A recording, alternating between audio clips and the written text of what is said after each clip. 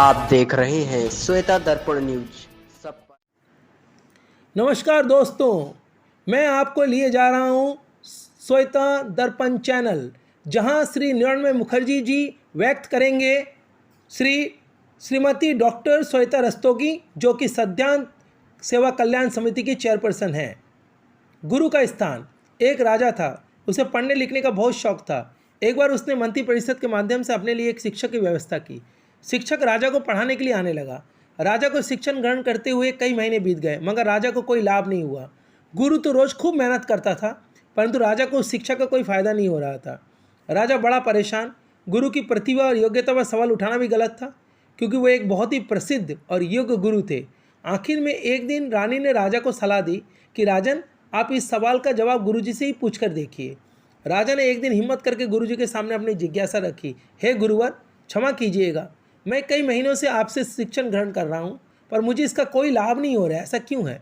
गुरुजी ने बड़े ही शांत स्वर में जवाब दिया, राजन, इसका कारण बहुत सीधा सा है। गुरुवर, कृपा करके आप शीघ्र इस प्रश्न को उत्तर दीजिए, राजा ने विनती की। गुरुजी ने कहा, राजन, बात बहुत छोटी है, परंतु आप अपने बड़े होने के अहंकार के कारण इसे समझ नहीं पा रहे हैं और परेशान और दुखी हैं। माना कि आप एक बहुत बड़े राजा हैं, पर आप हर दृष्टि से मुझसे पद और प्रतिष्ठा में बड़े हैं, परंतु यहाँ पर आपका और मेरा रिश्ता एक गुरु और शिष्य का है। गुरु होने के नाते मेरा स्थान आपसे उच्च होना चाहिए, परंतु आप स्वयं ऊंचे सिंहासन में बैठते हैं और मुझे अपने से नीचे के आसन में बैठाते हैं। बस यही एक कारण है जिससे आपको ना तो कोई शिक्षा प्राप्त हो रही है, ना ही कोई ज्ञान मिल रहा है। आपके राजा होने के कारण मैं आपसे यह बात नहीं कह पा रहा था। कल से अगर आप मुझे ऊंचे स्थान पर बैठाएं और स्वयं नीचे बैठें, तो कोई कारण नहीं कि आप शिक्षा प्राप्त ना कर पाएँ। राजा की समझ में सारी बात आ गई और उसने तुरंत अपनी गलती को स्वीकारा और गुरुवर से उच्च शिक्षा प्राप्त की। शिक्षा।